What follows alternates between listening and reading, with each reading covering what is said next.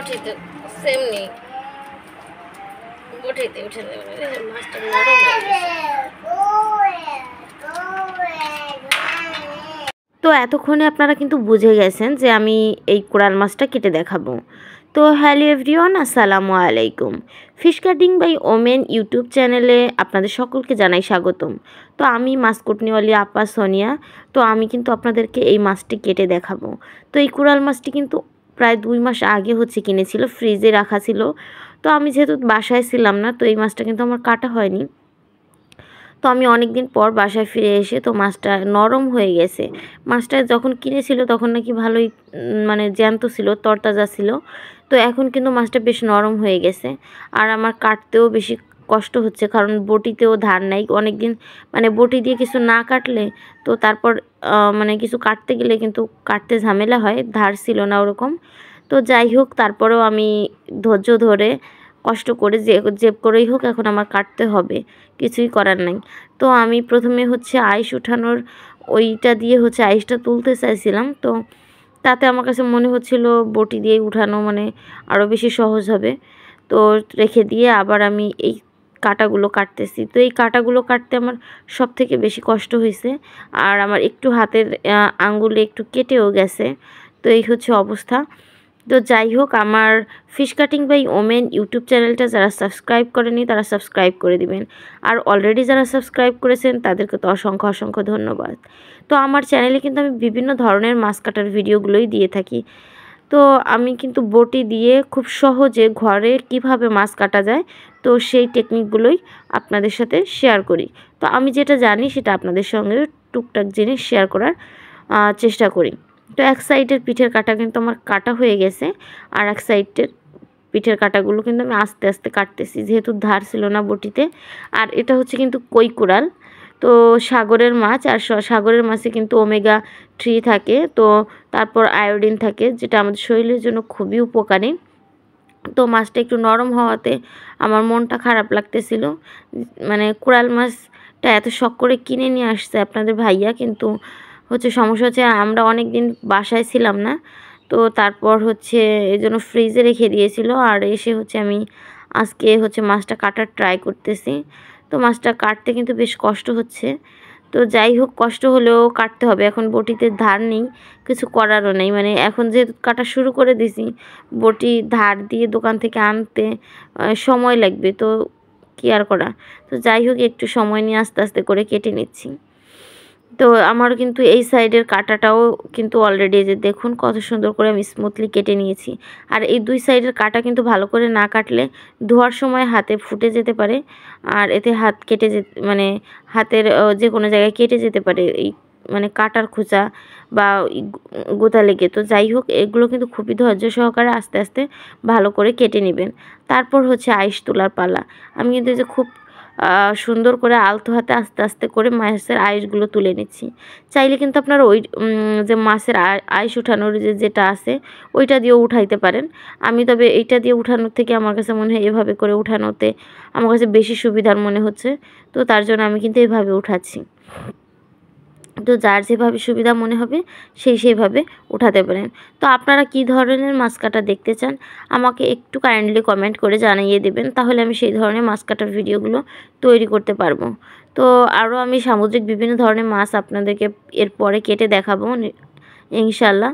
তো তার জন্য আমার চ্যানেলটি সাবস্ক্রাইব করে পাশে থাকতে হবে।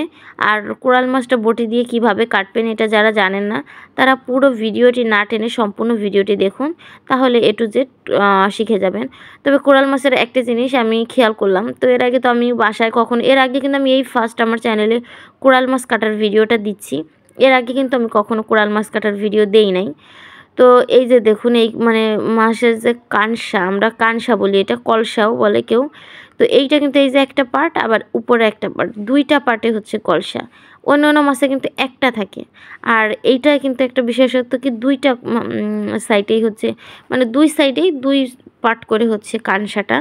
তারপর এই সাইড দিয়েও প্রচুর আইস। আর এটার এই কোরাল মাছের মাথায়ও আইস, মানে অন্য মাছের কিন্তু মাথায় আইস থাকে না, জাস্ট মানে শরীরে মাছের যে হচ্ছে শরীর সাইডটা, তো ওইখান দিয়ে হচ্ছে আইসগুলো থাকে, কিন্তু মাথায় থাকে না। যেমন চিতল মাছের মাথায়ও কিন্তু আইস থাকে, এবং চিতল মাছ এর আগে আমি কেটে দেখিয়েছি, তো সেখানেও কিন্তু মাথায় আইস ছিল।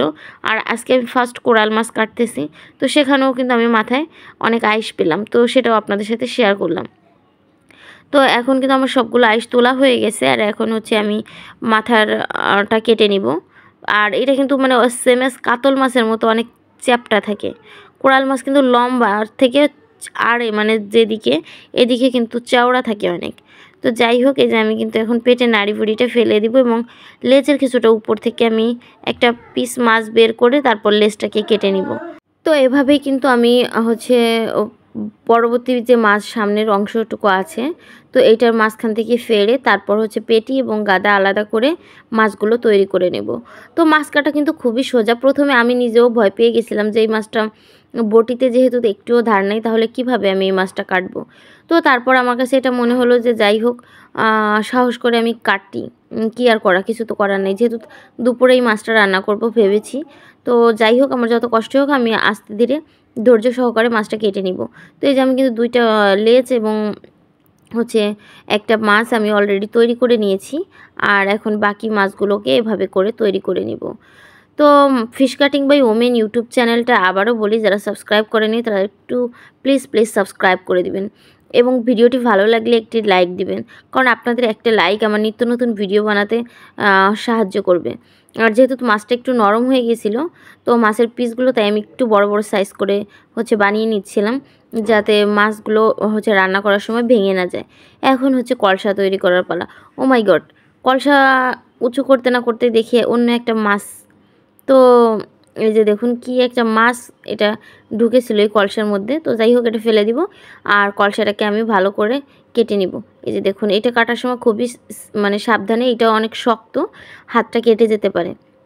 তো যাই হোক, খুবই সাবধান হয়ে দুই পাশে কলসাটা কেটে তারপর হচ্ছে মাথাটাকে কেটে নেবেন।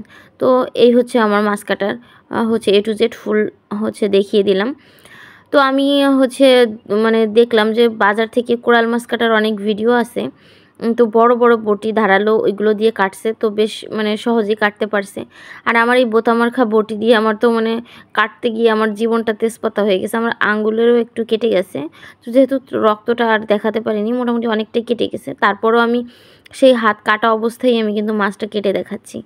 তো আমার কিন্তু মানে আমি হাতে কিছু মলমও লাগাইনি, তো ভাবলাম যে যাই হোক, আমার যখন কাটতেই হবে একবারে কেটে তারপর হাত ধুয়ে মলমটা লাগাবো। তো অনেকটাই কেটে গিয়েছিল। তো আর এই মুখের এই অংশটা কিন্তু আরও অনেক বেশি শক্ত, মানে ভীষণ শক্ত, মানে কাটতে যে আমার শরীরের শক্তি খাটানো লাগতেছে, এই হচ্ছে অবস্থা। তো মাছ কাটা হচ্ছে কোনো কষ্টের বিষয় না, তবে একটু সাহস করে হার্ড টেকনিক খাটিয়ে কাটলেই হচ্ছে সহজে কাটা যায়। আর এই কালসার এই যে ফুলকোটা এটা ফেলে দিব, এই যে কিন্তু অলরেডি এভাবেও রাখতে পারেন, চাইলে এখান থেকে কেটেও নিতে পারেন। তো আমি এটা এখান থেকে কেটে নিব। তো যাই হোক, আমার ভিডিওটা কিন্তু শেষ পর্যায়ে, কারণ আমার মাছ কাটাও হয়ে গেছে। তো আমি একটু পরেই কিন্তু বিদায় নিব। তো সবাই ভালো থাকবেন আর সুস্থ থাকবেন।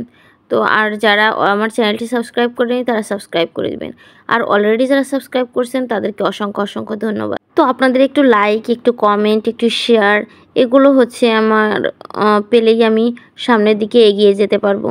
তো সবাই ভালো থাকবেন, সুস্থ থাকবেন, আল্লাহ হাফেজ, এবং দেখা হবে পরবর্তী কোনো ভিডিওতে।